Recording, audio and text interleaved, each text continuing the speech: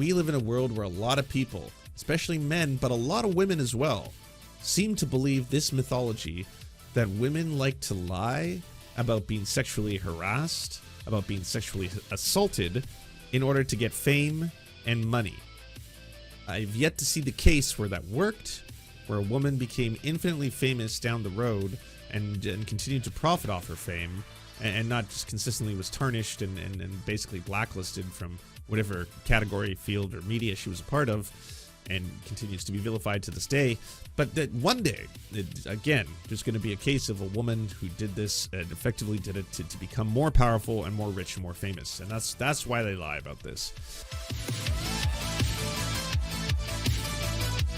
It's just a quick preview as to what I'm talking about here.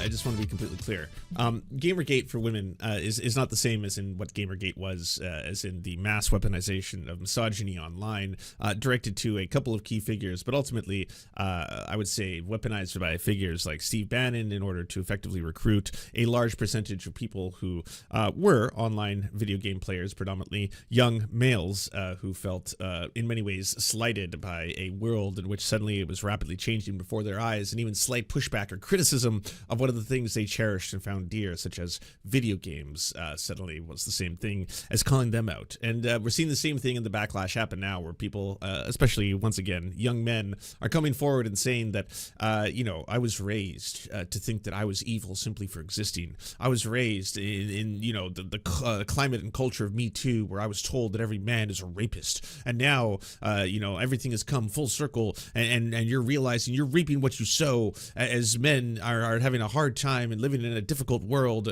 and effectively what we've done is turn everybody against each other while billionaires laugh in the background. It's really unfortunate, but it's one of the reasons why the Andrew Tates, the Sneakos, the Fresh and Fits, the Jordan Petersons, all of the manosphere bullshit, it profits and requires people to have a villain in order to think that a lot of the problems in their lives are not caused by wealth concentration or the problems of capitalism. In the case of the manosphere, it's women, and they're the cause of the problem. And recently, there's been a massive phenomenon online that no one talked about, except for me, because I'm ahead of the curve, and I see all, and I have the sight. But outside of me, who is clairvoyant, and again, had the sight, no one was really recognizing the entire Blake Lively, Justin Baldoni phenomenon for what it was.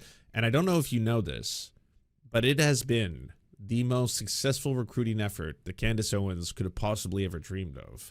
Candace Owens has gone from being someone who worked for the Daily Wire, who effectively left the Daily Wire because of, again, a lot of controversial issues between her, Ben Shapiro, and her stances on Israel. She happens to be one of the people who is both a racist and anti-Semitic person and a critic of Israel.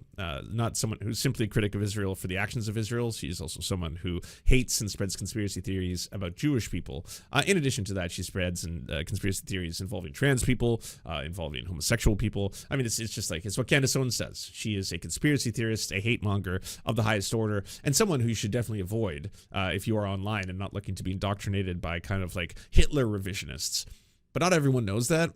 And if you were someone who was going online recently just to hang out and be like, I am so into Hollywood gossip, I really want to learn about what's going on with Justin Baldoni, Blake Lively, and this whole lawsuit that's going down, this really popular film. Everyone is saying it was a he said, she said thing. Who's right, who's wrong? Was it actually Justin Baldoni who was sexually harassing Blake Lively? Or is it Blake Lively using her position as this big Hollywood figure to try and manipulate a man and then lie about being sexually harassed in order to be able to take control of a film? Who knows? But the only person who's really got the scoop is Candace Owens.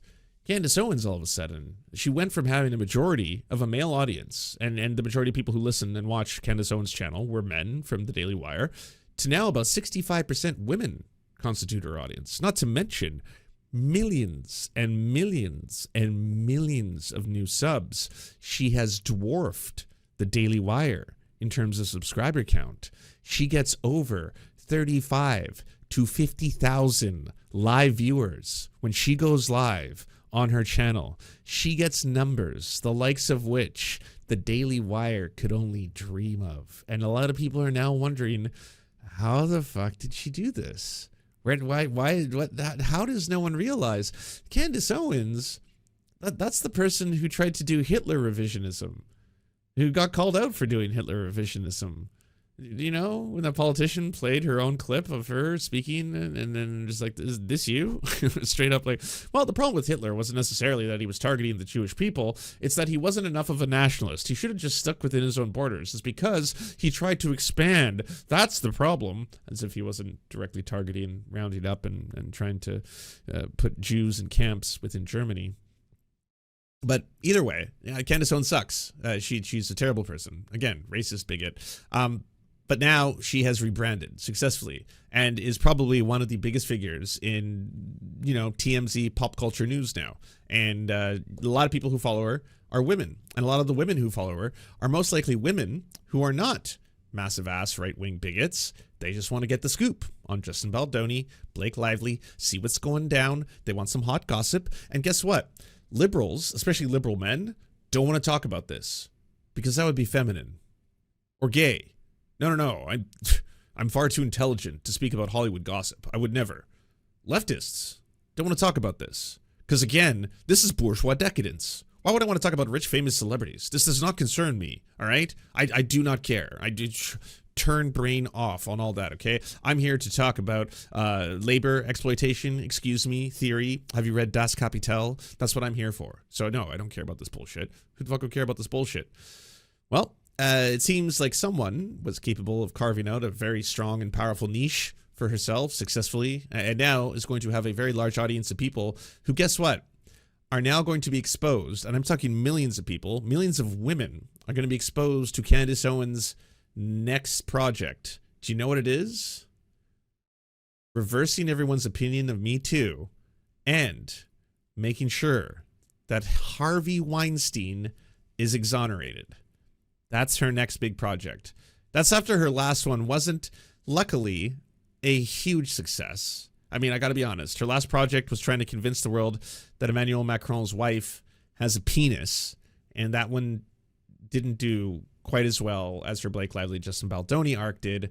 So now that she's done the Blake Lively, Justin Baldoni arc, she's now wanting to be like, how can I take this enormous and lucrative new huge audience that I have that is concerned with celebrity and pop culture? That's kind of what I am now. I've rebranded into this. How can I use this and turn the whole thing into a right-wing project?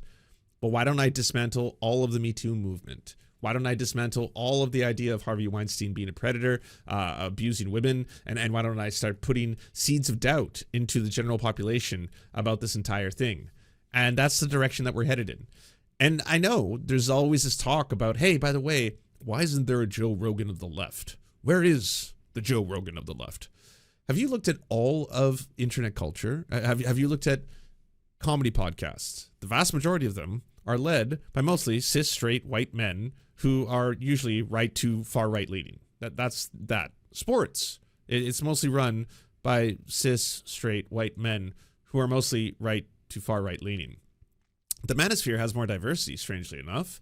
There's a lot of very popular podcasts that are led by cis, straight, black men, but even then, a lot of it is right to very far right leaning, and usually centered around the insecurity of men in relation to women and homosexuality.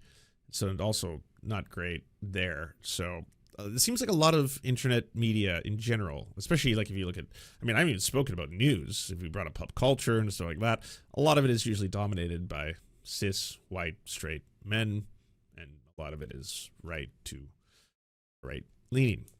And now for women who might be online looking to get their daily dose of internet news in the form of wanting to learn about celebrities, well, the two big places they might be going to is Candace Owens is one of them. The other is Brett Cooper. Both of them formerly of the Daily Wire. Both of them far-right reactionaries, but both of them successfully rebranded. Not as bigots, not as hate mongers, not as people who you have to look at and be like, oh shit, you listen to Candace Owens, so I guess you really hate gay people. No, I listen to her because she's just really good at investigating the Justin Baldoni scandal. I don't know if you've heard about it, but it goes deep. Last month at the Conservative Political Action Conference, Megyn Kelly took the stage in front of thousands of people to say, "Have you heard about what's happening with Blake Lively versus Justin Baldoni?" She asked the crowd. "Are you obsessed with this case?" There are millions of people who are obsessed with this case. Over the course of the next 20 minutes, Kelly spoke in detail about Lively versus Baldoni. She called Lively, who claims that Justin Baldoni, her co-star in the movie It Ends With Us, sexually harassed her and created a hostile work environment, a high-maintenance diva, a bully brat. Kelly said in Lively's claims of sexual harassment became public.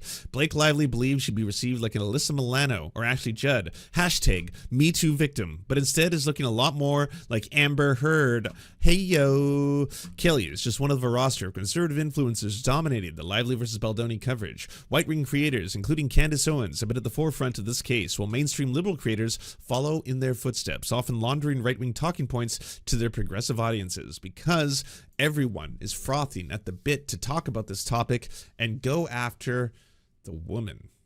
How dare she? How dare she? Look, I don't have any love for Blake Lively. In fact, I think she's kind of disgusting. Personally, myself, she's a really easy target. Talk about an imperfect victim. She got married on a plantation, okay? She sounds like a racist. She sounds like a rich, out-of-touch, Hollywood elitist celebrity, just a scumbag, someone who's easy to hate. Everyone can hate. That's an easy target to pick. Not to mention, we've already got the built-in weaponization of misogyny, where we live in a world where a lot of people, especially men, but a lot of women as well, seem to believe this mythology that women like to lie about being sexually harassed, about being sexually assaulted in order to get fame and money. I've yet to see the case where that worked, where a woman became infinitely famous down the road and continued to profit off her fame, and not just consistently was tarnished and basically blacklisted from whatever category, field, or media she was a part of, and continues to be vilified to this day. But that one day, again, there's going to be a case of a woman who did this and effectively did it to become more powerful and more rich and more famous. And that's why they lie about this.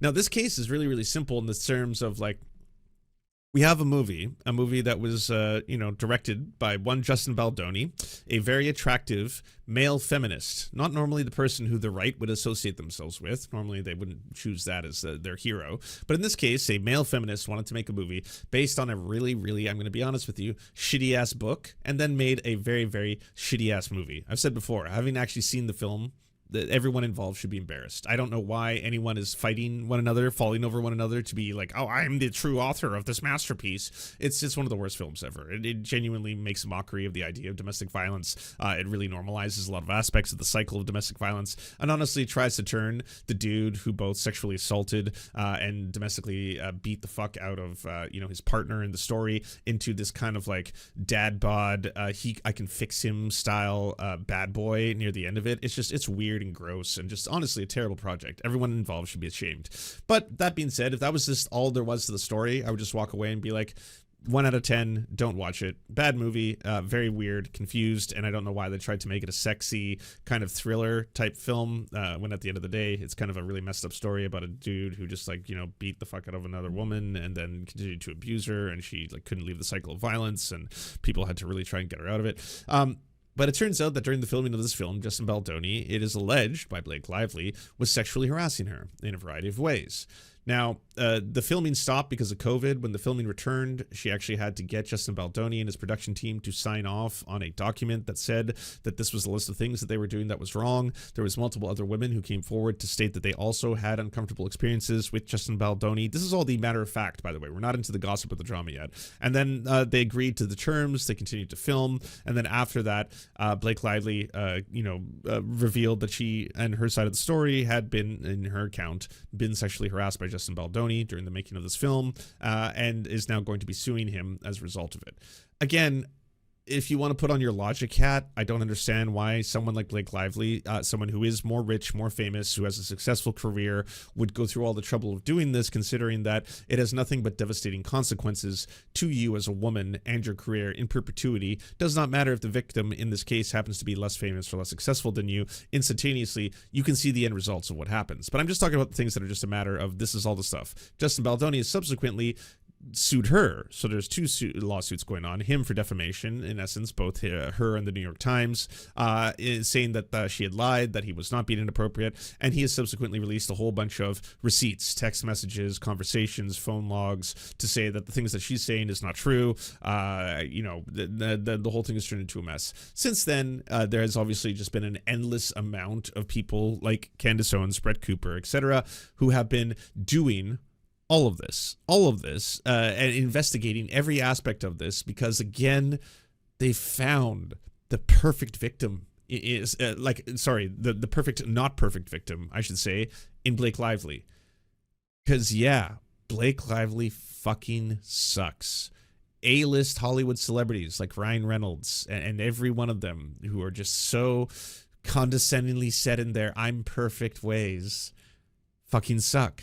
They got married on a plantation. They're shitty ass people. All right, I say that. And Ryan Reynolds is literally Vancouver royalty, okay? You cannot walk around the city without seeing at least 12 effigies to the man. He's on every poster and billboard. You have to praise him every time you walk into a church. Ryan Reynolds is a god in this city, okay? So I know I'm playing with fire here. But even having said all that, Ryan Reynolds, not be it for me to be the one to criticize him, at the end of the day, in what world is it? I cannot do the maths that, like, ultimately Blake Lively did all this as part of a concerned effort in order to become more rich and more famous in a film that they were already releasing that actually was very successful in and of itself. That again is absolute horseshit and it's trash.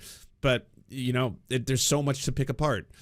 Did you know that the character of Deadpool from Marvel's Deadpool actually was inspired by Justin Baldoni? Did you know Nicepool, the character from Deadpool that Ryan Reynolds portrays, he's actually making fun of Justin Baldoni because it turns out Justin Baldoni was so hot and sexy on the scene when he was making that movie with Blake Lively that she got really into him because she saw him. She was like, fuck, this dude's hot. And then she didn't want Ryan Reynolds to get, really upset about this. I'm just positing this. It's a theory, but think about it because of how hot he is. And so because she fell in love with him, Ryan Reynolds caught wind of this, and he caught wind of this, and you can kind of see it in the text messages that they send to one another. Look at the text messages here. It seems as if he's really mincing his words, and Justin Baldoni released it, so he's not worried. I mean, if he has receipts, why would he release them? Do you see what's going on here? And then, because he was jealous of him, he actually created the character of Nicepool in order to make fun of him. That's why Nicepool has a man bun. Justin Baldoni has a man bun. And also, Nicepool talks about being a male feminist. Justin Baldoni talks about being a male feminist. And so if all that is true,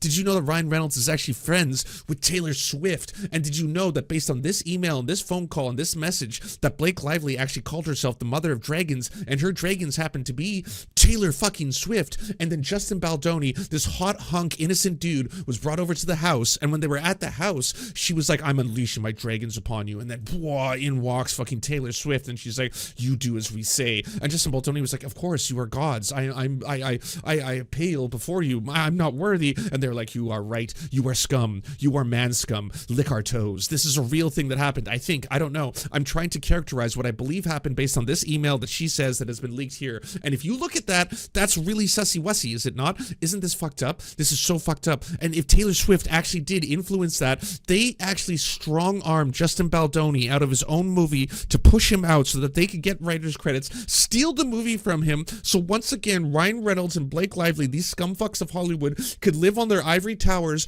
and go to the football games with Taylor Swift while all of them stole everything from that honorable, beautiful man who really, he deserved it. He deserved it all. But they took it from him. I think, based on the leaks and the text messages, it does seem kind of like that's kind of what happened. And that's a fun story to believe and to go down the road of and to start to think is a real thing, and to start like this is like, again, if you consume what Candace Owens, and I've done this for research, okay? I watched Brett Cooper's videos. I watched Candace Owens' videos, the viral ones that have like, some of them have like 30 million views on TikTok. You can't keep ignoring this, the rest of you. Anyone who analyzes pop culture and is like, I don't want to touch this, I just don't care. I get it. The movie's terrible. I understand why you don't want to watch it. The drama is worse, and I understand why you don't want to participate in it. But guess what? Everyone is sitting back, and then an election rolls around, and you're like, why the hell are so many women, white women especially, voting Republican? Well, it's probably because, I don't know, Well, I don't know if this is going to play into that for the next one, but it does seem like a lot of them suddenly are being indoctrinated by Brett Cooper, Candace Owens, and Megyn Kelly. And they loved all three of them. And now all of them are kind of saying, hey, by the way, yeah, we got to call out, this is feminism. We're calling out the bad women who lie about the Me Too stuff. And maybe Me Too was exaggerated. And maybe we've really been making men feel too bad about this whole thing. And maybe Harvey Weinstein was innocent, if you think about it. Because those women were in his movies. And while it does feel like they were sexually assaulted and raped, maybe the whole thing was being done as part of a power grab where women were manipulating executives to get what they want within the industry. That's interesting, isn't it? I mean, it does have, what, 30 million, 40 million views. Candace Owens now has more live viewers than Hassan Piker after this. Everyone is so fast and furious to take down Hassan Piker. Candace Owens turned into a Hassan Piker overnight through this one story. This one scandal is all she had to do to weaponize this and get an audience now of 65% women who watch her and are willing to listen and learn as she's like, good story, isn't it? Anyways, coming up next, I have to tell you about how Emmanuel Macron's wife is actually trans and has a penis. And we have to talk about that and how trans women are evil and they're trying to invade our spaces. And I am now the new J.K. Rowling. I'm going to make a whole bunch of people very transphobic. And then boom, we have a huge percentage of women who didn't want to get into this world, who didn't want to get sucked into this, who didn't want to suddenly become bigots and hate mongers and TERFs. But this is TERF recruitment 101. My God. Well, the rest of the left are talking about how the fuck are you going to push up against something like this if you're not only going to ignore it, but also you're going to say like, oh, well, don't worry. I'm going to be doing a 3-hour Marxist analysis. We're going to talk about Rosa Luxemburg. I'm going to talk about, her contributions to a lot of feminist theory. I think that'll be really productive. Well, I mean, I hate to say this, but I kind of feel like you're up against a nuclear war with spoons. You're throwing spoons at the wall, and then the other person is dropping nukes on you, and then you're effectively sitting there trying to be like, I don't worry, I got the antidote. I knew what's going to happen here. Conservative influencers are not just covering the Blake Lively versus Baldoni story more frequently than everyone else. Oh, sorry, the story cuts off there. Basically, Taylor Renz went into a bit of a deep dive and went through the numbers. Never used to be paywalled, but now it's paywalled. Oh, I can't go into the rest of it. Yeah, it is unfortunately a very scary reality that now we live in a world where, again, like I'm saying, Candace Owens, her numbers for some of these, like, 1 million views on a video just streamed 9 days ago. She's already at 4.08 million subscribers, has catapulted that are waging. in fame since then. First and foremost, I'm sure you have seen this, but was the Trump administration... The last year of my life is just gone, but I've heard the movie's amazing. Wait, thank you. So I thought it was really interesting, and I'm not sure if anybody has pointed this out yet, that she chose to say ayahuasca, and that she couldn't remember anything as her reason as to why she can't respond to this. And I was wondering whether or not that was potentially a nod to the now infamous skit where Ryan Reynolds directed the promo of It Ends With Us, brought his mother, and had Brandon Sklenar there. And Brandon Sklenar, I guess, was supposed to be the Justin Baldoni, and said that he had taken a lot of ayahuasca. That just kept happening throughout the skit, and we weren't sure why they were focusing on ayahuasca. It was quite strange. Take a listen, just jogging your memory here. My heart. Lance, you do not have to, in fact, hand the narrative over to the conservatives. You don't, for example, have to leave the room for people to just hate Blake Lively because of casual misogyny. I'm not handing anything over to the conservatives. I'm pointing out a phenomenon that is occurring right now, as I have multiple times. I've explained the story very clearly. This is a situation in which I don't see a world how Blake Lively would have done any of this in order to become more famous, because look at the results. Once again, we have a case of a woman doing this, apparently for internet fame, and the backlash has been almost career-ending for two of the world's largest celebrities. Ryan Reynolds included is now being pulled into this, and now is being part of this entire, was Ryan Reynolds truly part of this conspiracy in order to steal the movie from a valiant hero like Justin Baldoni? And again, people buying into that so quickly because it's so easy. Look how good Candace Owens is at this. Was this SXWX premiere in which a co-star of Blake Lively said that she was not comfortable with her and mentions ayahuasca? Was that a reference to Ryan Reynolds doing ayahuasca as part of a skit? No, it's not. all of this is being read into to such a degree that it's like it's comical, it's absurd, it's gone beyond the pale in terms of like, this isn't real. But wow, her TikToks and her threads on this have 10 million views.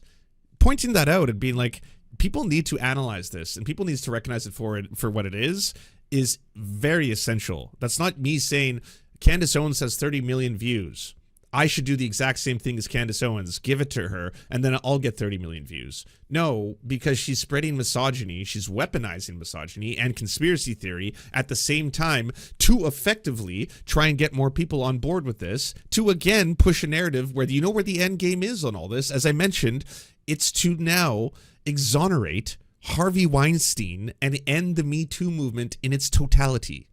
And if you're going to sit back and be like, we shouldn't talk about this, we shouldn't even acknowledge any of it, you do not have to hand it to them. Okay, well then sit back and watch the ride. Sit back and watch the now millions of new subscribers that Candace Owens has achieved, that Brett Cooper has achieved, that Megyn Kelly has achieved. All three of them are mass recruiting for the right in ways the left cannot fathom, in ways libs can't even touch right now. Like you want to sit back and just watch this and just be like, oh, well, I mean, they're doing it disingenuously though. I mean, this isn't true. Ryan Reynolds wasn't actually speaking about the ayahuasca. Well, should we not understand what is going on so that you can actually try and block or stop or prevent it? And actually, how many people are now going to go down the Candace Owens rabbit hole or the Brett Cooper rabbit hole or the Megyn Kelly rabbit hole, completely oblivious to their past beliefs and views? And again, for me, if I was to be like, I found a new creator that I love, I'm going to start ingesting that creator's content. That's what I do. I'm not just going to look at one video and be like, oh, cool, that was neat. All right, I'm going to share that with the 10 other people. I'll usually go down the rabbit hole of watching that creator stuff. Not everyone does that. So for people who are like, hey, Candace Owens, what's she all about? They might not click on the previous investigative journalism that she did was, again, that Emmanuel Macron's wife has a penis. And unless they saw that, they might not know that she actually does have a lot of pretty far-right extremist beliefs and views. It's beating like crazy right now. It reminds me of when I went on that meth journey, confront my inner child. And I wasn't a meth journey. I think you mean like ayahuasca, like South American plant known for its medicinal benefits. Definitely not meth. You should not be doing a meth journey. I've been on a meth journey for about 6 months now. I mean, I'm not a doctor, but you're probably going to die. I don't feel well. You don't look well. I was expecting not to like him. Oh, yeah. But he is so nice. The nicest guy. So funny, charming, kind. Yeah. What a wonderful guy. What is ayahuasca? So I was wondering if she said that on purpose. We will obviously never know the answer to that, but what we do know is that there has definitively been a noticeable transition in Blake Lively's public demeanor.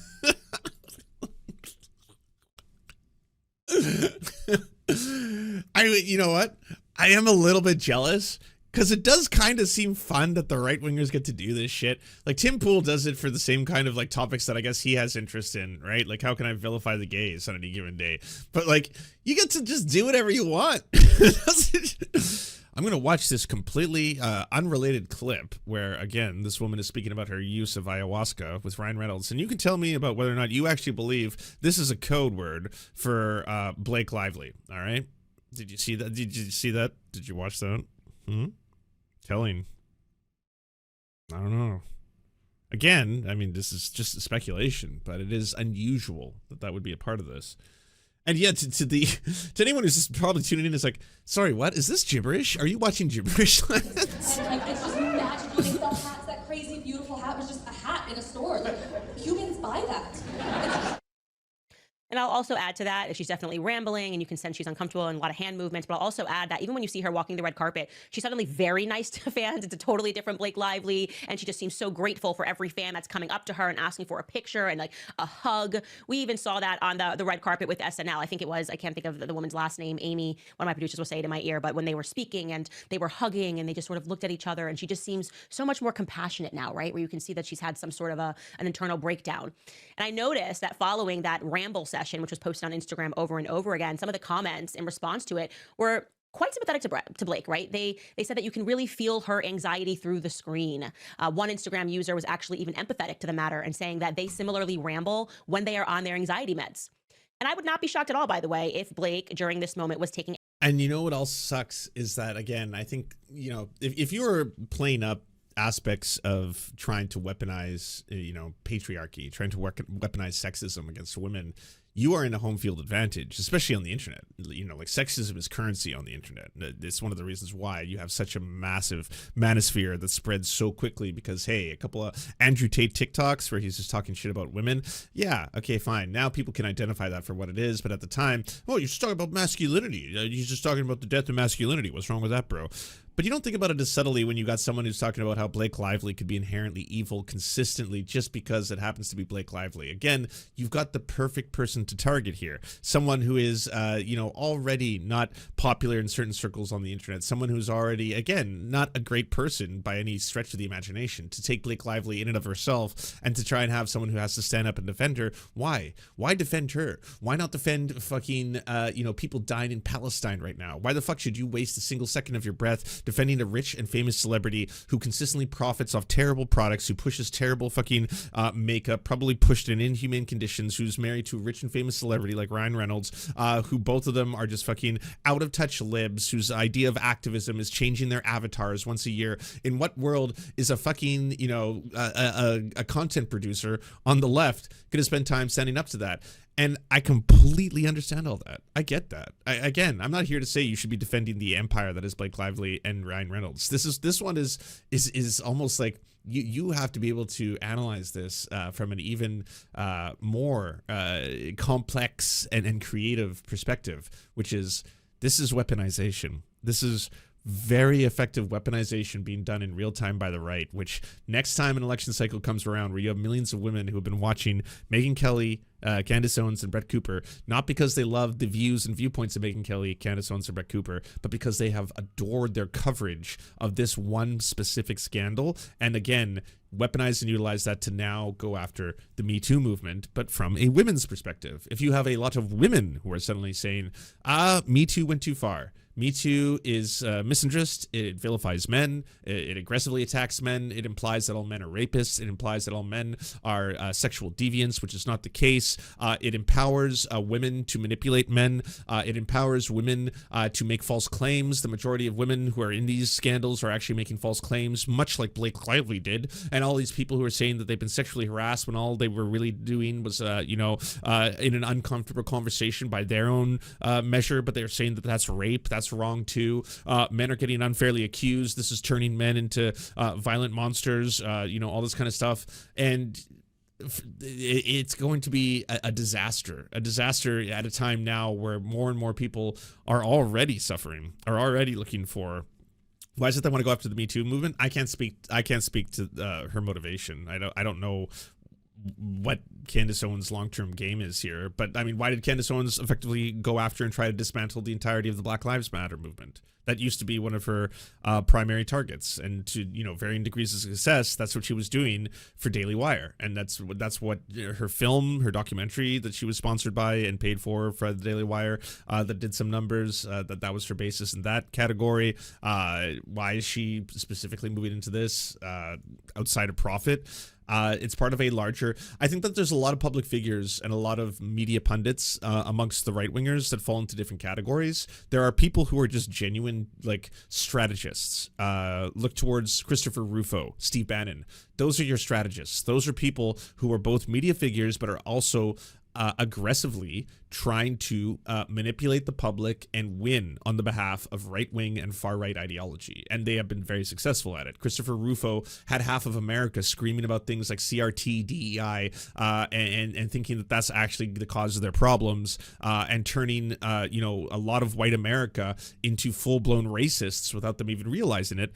That's outrageous that someone was capable of doing that and that it got amplified in the way it did. Steve Bannon was really, really good at weaponizing not only Gamergate, but a lot of basically online male rage and transferring that into political power in the form of people supporting and voting for the MAGA movement. And so those are people who are in that category. Where you'd place Candace Owens, you know, I think more analysis would be done, because there are people on the other end who are not strategists and who, some of them aren't even true believers. They're basically just like, oh yeah, like Benny Johnson, or Dave Rubin, whatever you want me to say, I'll say it. Gay people bad, right? Like, he's not a strategist. He's basically like, whatever you need me to do, I'm just going to follow the path. Who do we hate? Who do we hate today? I will hate them. I'm on board. I got a lot of hate to give, so I will hate who you want me to hate. Okay, that's Dave Rubin. What about someone like Tim Pool? Kind of a hybrid, right? Tim Pool, in some ways, knows sometimes that he's just spouting bullshit, knows that he's lying, but he effectively does not care. His greater project is, again, to promote and push for a certain kind of ideology. Matt Walsh. Matt Walsh wants to eliminate and eradicate trans people from the face of the earth. Matt Walsh, in some times and some periods, knows that he is just outright lying, or he's been called out for his outright lies, but that doesn't really matter because in his greater picture, I think he is a true believer in his Christian nationalist beliefs, in that he believes LGBTQ plus people are satanic. He believes that they have to be purged from the earth before the second coming of Jesus, and he believes that he has to either eliminate them through policy or have them be subjugated to such a degree that they can effectively be rounded up. That's Matt Walsh, and that's basically what he's trying to do every single time he turns on his camera and then pushes for that specific kind of ideology. And then there's people like the Quartering, who are just dumb as bricks and don't really realize the damage they do and think everything is the memes. Like, he's more in the 4chan category of like people who grew up as edgelords on the internet and thought everything was fucking epic and based as long as he was getting the keks and getting people to fucking meme and become meme lords with him, and fucking it's all hilarious up until the point where someone goes after one of his friends, like Blair White. Suddenly, it's the only time that he's not a transphobe is when people are going after Blair White, and then suddenly he's like acknowledging that she is a woman, and they're like, oh, but not her. The right are also hypocrites because a lot of you are actually closet gays. Elijah Schaffer is a gay. Candace Owens used to be a leftist, and she switched teams. All these people are liars and frauds. I'm getting drunk again. I'm going to reveal all their secrets. So each one of them, I mean, you could make a chart and place where you feel all of them are in terms of what they are doing, what their efficacy is. Steven Crowder is just a theater kid who wants to be a bigoted entertainer, but doesn't, I think, necessarily need to be at the forefront of changing the landscape of America in the same way that Steve Bannon does. Steve Bannon is in his mind a war. He is fighting a war, both a war of information, but a literal war against the forces of liberalism and those who will stand in his way. And he's effectively trying to push an agenda that is a far-right agenda and get far-right people elected and have them win and effectively transform America into a new version of itself. There's different pundits are looking for different goals. Some people just want the bag. Some people just want to make money. Some people genuinely want to change minds, and some of them want to enact real political change. Outside of my own observation, there's no way of actually knowing what's in their hearts, right? Like, I don't know how many of them are grifters. I don't know how many of them genuinely believe the things that they talk about every day. Sometimes it's baffling to watch them learn things and then not care, because I'm like, okay, so this is less about truth, right? Like, you're not trying to follow reality. This is about you wanting to push for an agenda and getting there at any means possible, kind of thing. The attention is scattered. And now we're back to square one, that we all agree she's dumb. I don't think she's dumb. I do not agree with that. I think Candace Owens is actually quite an intelligent strategist. If she was dumb, she would have left the Daily Wire and she would have floundered and then all of a sudden become more and more irrelevant as time went on. She's become more powerful than the Daily Wire since separating from them. She's become a absolute powerhouse online, while people are still trying to scramble to realize what exactly did she do that got her all these huge numbers and got everyone to start following her. And it was that she was really, really good at weaponizing this one particular story and consistently pushing on it until it got to the point where she became one of the authoritarian, or sorry, not one of the authorities on this topic on the internet, you know? She can be profoundly evil, but also there's a difference between, say, like, the Quartering is dumb, right? But that like Candace Owens, she is a smart strategist. Because I had friends from my hometown who only attended President Trump's speech and then they went home. And then the FBI arrived at their door to question them about why on earth they went to the rally at all. Okay, that is the reality of circumstances. And I know people that are now watching my series and seeing me do all these investigative things, you are starting to re-examine your relationship with the media. It's amazing what can happen in moments of confusion, what you'll allow to happen in moments of confusion when a story is presented to you. The message that they received when the FBI showed up at their door, okay, literally kids that I went to elementary school with, is essentially they were being threatened for political reasons. And many people allowed that to happen because the media convinced them through the repetition of videos and words like domestic terrorism. It's terrorism. It's a terroristic threat. The overuse of the word terrorism has been used to propagandize people into believing that if they don't acquiesce to whatever the government wants, well, your nation is going to somehow be harmed because these are terroristic threats. Hello, 9/11, right? Why do we all have to like get naked at the airport? Because after an event like 9/11, there was so much confusion. We were told the Middle East, we don't even know how we got into war, but it was like, take your belts and shoes off at the airport or you're all going to die. And we were like, okay, sure. That seems like a fair trade-off. And now we look back and we go, goodness, when we're emotional and we're fired up about stuff or we hear certain trigger words, we allow a lot of over-governance. I'm also so old, okay, that I remember 2 weeks ago on this podcast when I showed a tremendous clip of Vice President J.D. Vance. He went over to Europe and he rightfully told the leaders, European leaders, that they had become. I don't know about her, but I never gotten naked at the airport. I've had to take off my shoes at a U.S. airport, but I too have never been made to get naked. That's yet to happen. I mean, I don't know. I haven't traveled to the U.S. recently because of how scary it is. Maybe things have changed. But yeah, they frequently make you take your shoes off. Unless you're talking about that machine that, you know, you got to hold your hands up and then it goes like ring, and then it apparently looks on your person for, I guess, weapons or something. But then I don't know if that's the same as being fully nude. And then, so yeah, you come into this, you're in there for the conspiracy theories regarding Blake Lively, Justin Baldoni, and Ryan Reynolds. And that was just the first 16 minutes.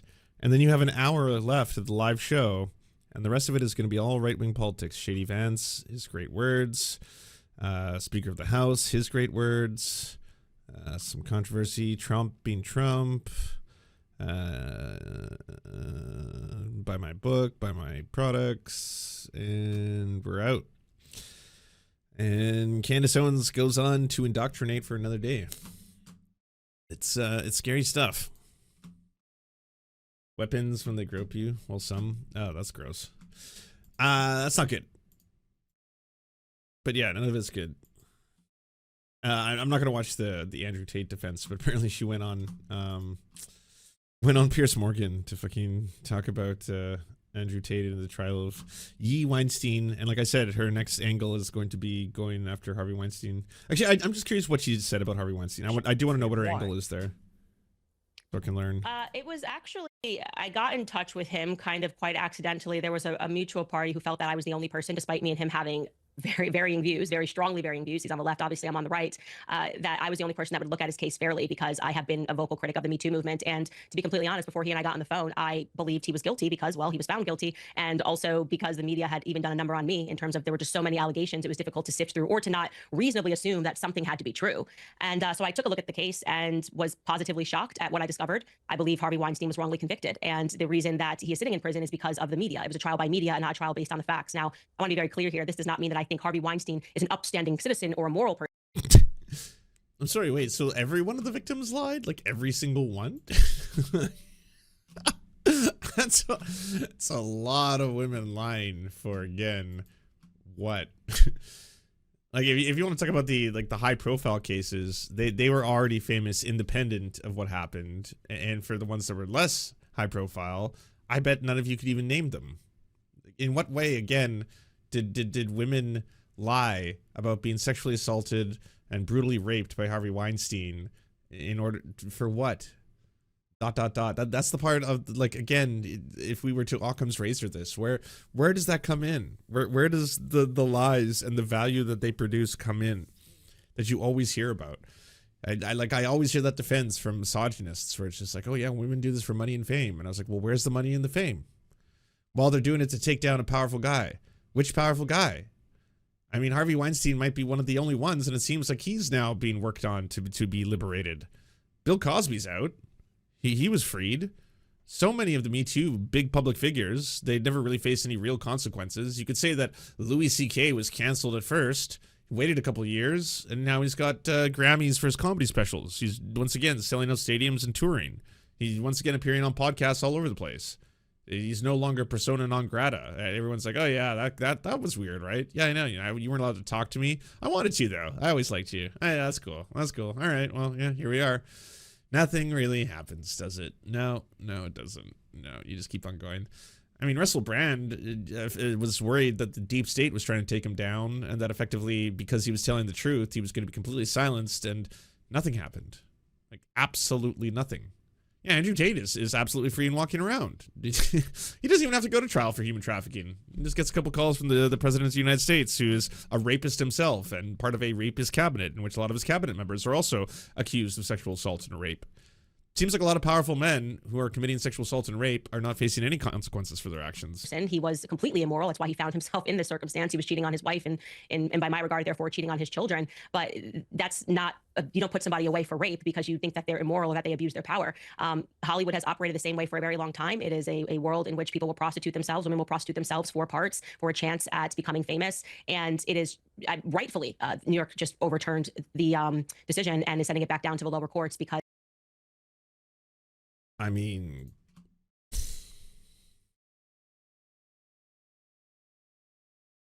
can we not give one woman, like, of 87 any grace?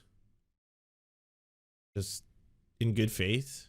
Maybe one of the 87 is telling the sliver of truth? And is that enough for you, if one? Because in the other opposite direction, if you're like, well, I believe that in this one specific case, this one woman said that while she was forcibly locked into a room and sexually assaulted by Harvey Weinstein, she got the date wrong, in which she said that she was locked in the room by a couple hours. And you're like, okay. So if I wanted to, in the best of faith, grant you that maybe one had a fact wrong, which is not uncommon for someone who's experienced trauma and assaults, but if you want to discount one of them, so now we're down to 86. So the 86 accusers most likely probably give the grace of saying at least one of them is probably telling the truth. And we're talking about one of history's most prolific serial rapists ever. They had the appellate judges, acknowledge the fact that it was essentially a kangaroo court. They were convicting him on character and not based on any of the facts. I mean, over 90 other women came forward to say or to make allegations of sexually criminal behaviour against him. Does that not give you pause for thought, the sheer volume of people all with similar stories? If you've ever felt like you're being... No! Pierce, I want to hear the answer to that! Yes! It does give me pause. Consensual sex with him after their alleged rapes, according to their very own testimonies. The two women in New York in particular had consensual relations with him thereafter. And when you see the emails sent to him, the text messages sent to him, asking for parts, asking for, tickets here, tickets there. One woman in particular brought her mom to meet him. It just, your brain kind of comes undone and you recognize, wow. That does not invalidate any of their stories. Oh my God. So this is how she's going to do it. This is how she's going to invalidate the entirety of the Me Too movement. Is going to be like, well, I don't know if anyone's done this and done their own research, but yes, Pierce, you're saying over 90 women apparently have accused him of sexual assault. In a couple of those cases, I did my own research, looked into it, and some of them actually had relatively nice things to say after the alleged assault occurred. Some of them actually wanted to get film roles. Some of them accepted presents from him. One of them even, spoke to him after the fact. So I don't know about you, but I'm pretty sure that if you were raped, you would not want to ever see that person again, correct? So I think that invalidates all their stories, all 90 of them. What does that invalidate? This is not proof. It's a good thing that, I guess a jury and a court of law doesn't run by these rules. This is not the standard set where it's for the rest of the world who are actually based in reality. Unlike Candace Owens, it's kind of like, okay, but again, you're not presenting evidence to the contrary. For this to be real, you'd have to cooperate the evidence with a, I guess, third party or some kind of smoking gun that shows, in fact, that this did not happen. Wow, that's really gross. I really hope she doesn't succeed, but who knows? Maybe she will.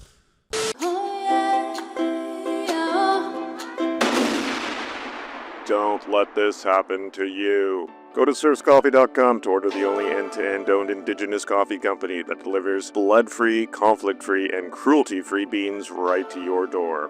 0% of people who drink serfscoffee.com have exploded spontaneously. By ordering right now, you get 10% off plus free shipping, and it's the best way to enjoy delicious coffee while not exploding. That's serfscoffee.com, serfscoffee.com. Hey, if you'd like to unlock secret bonus episodes as well as uncensored content, go to patreon.com/theserfs. This show is produced by Anna Loves Riley, Arian McCarthy, Cheryl Alvarez, Comrade Junkie, Doug Caddy, Everything Important, Hagbard Celine, Jimmy Sombrero, Voltimondi, Omni, Political Poppy, Preston Kroll, Quiet 185, Riley and Anna, Roller Dragon, Cernicus, Stellar Gwyn, Sebastian Demel, Travis McClinton, Trincel, Words Greenwood, with additional support coming from all of these amazing human beings right here.